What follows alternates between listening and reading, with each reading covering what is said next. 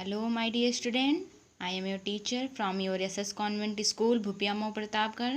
So, my dear student, आप सब कैसे हैं?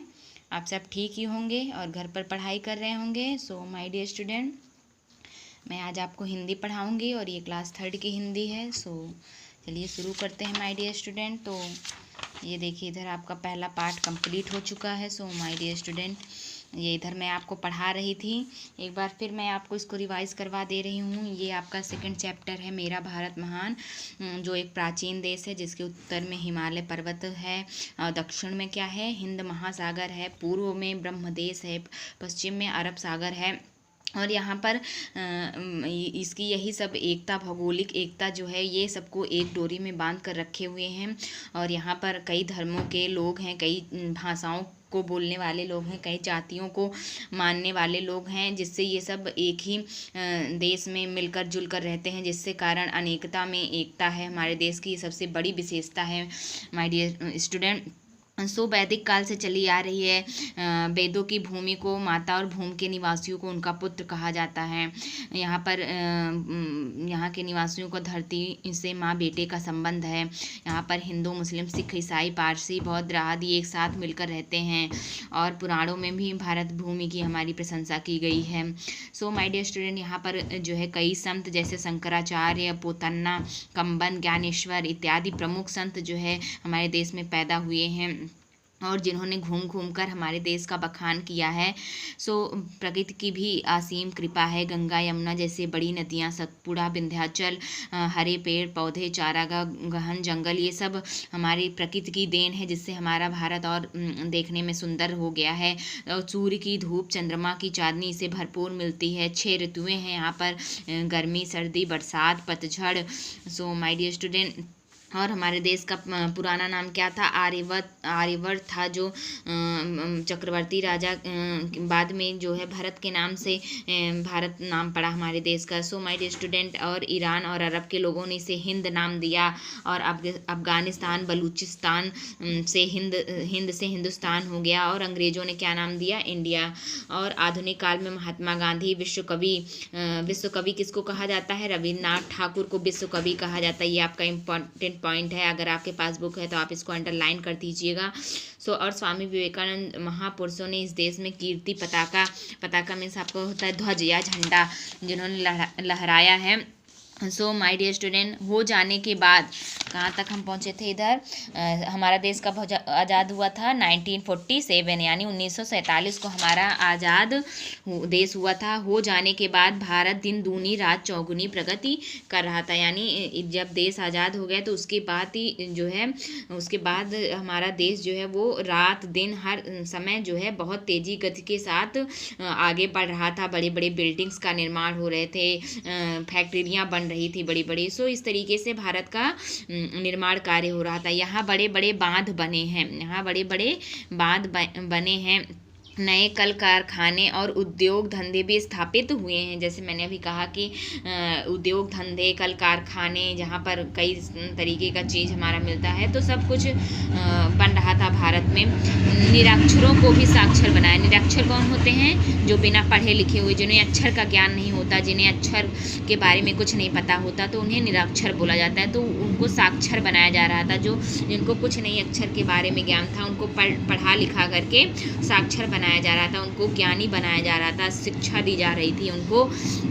हमारे देश में नई चेतना और नवजीवन का संचार हुआ. नई चेतना क्या हुआ? नवजीवन. लोग पुराने तरीके से जो है, जब आज़ाद हुआ देश तो पहले लोग अंग्रेज़ों की गुलामी करते थे. उसके बाद जो है देश में, जब देश हमारा आज़ाद हुआ तो एक नई चेतना, नई उम्मीद और नई चीज़ों के साथ लोग जो है अपना जीवन बिताने लगे. जीवन में संचार हुआ. विश्व में भारत के प्रति मान सम्मान और सद्भावना उत्पन्न हुई. तो विश्व में जो है लोग पहले भारत का नहीं सम्मान करते थे. अंग्रेज लोग भारत में आके यहाँ पर कई दिन तक शासन अपना चलाए, तो ये लोग भी, जब भारत आगे बढ़ता चला गया तो ये लोग भी भारत का मान सम्मान और सद्भावना, एकता के साथ उत्पन्न हुआ. भारत की एक विशेषता यह भी है कि वह समय के साथ कदम से कदम मिलाकर चल रहा है. वह सभी के साथ कदम से कदम मिलाकर, या समय के साथ कदम से कदम मिलाकर चल रहा है. विश्व में ज्ञान विज्ञान का जो विकास हुआ है उसे अपनाकर भारत निरंतर प्रगति के पथ पर अग्रसर हो रहा है। जो भी ज्ञान विज्ञान का निर्माण हुआ है हमारे देश में, उससे लगातार भारत अपने विकास की ओर, अपनी उन्नति की ओर आगे बढ़ रहा है।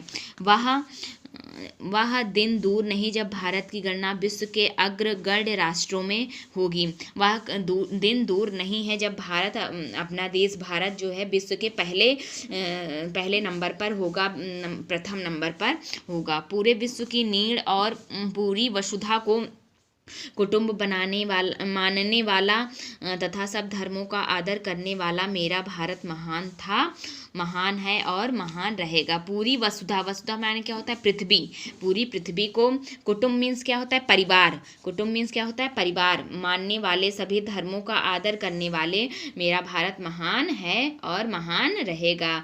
मतलब भारत में सभी धर्म, जैसे हिंदू, मुस्लिम, सिख, सभी धर्म का आदर होता है और इसी कारण लोग इसे एक परिवार की तरह मानते हैं। सो माय डियर स्टूडेंट, ये आपका चैप्टर फिनिश हो गया। सेकंड चैप्टर भी आपका समाप्त तो हो गया। सो माय डियर स्टूडेंट, यहाँ पर कुछ शब्दार्थ हैं जिसको मैं आपको ये देखिए लिख के रखी हूँ। मैंने बुक में तो है ही, पर मैंने भी लिख दिया है इस तरीके से, आपको सुंदर और साफ शब्दों में आपको लिखना है।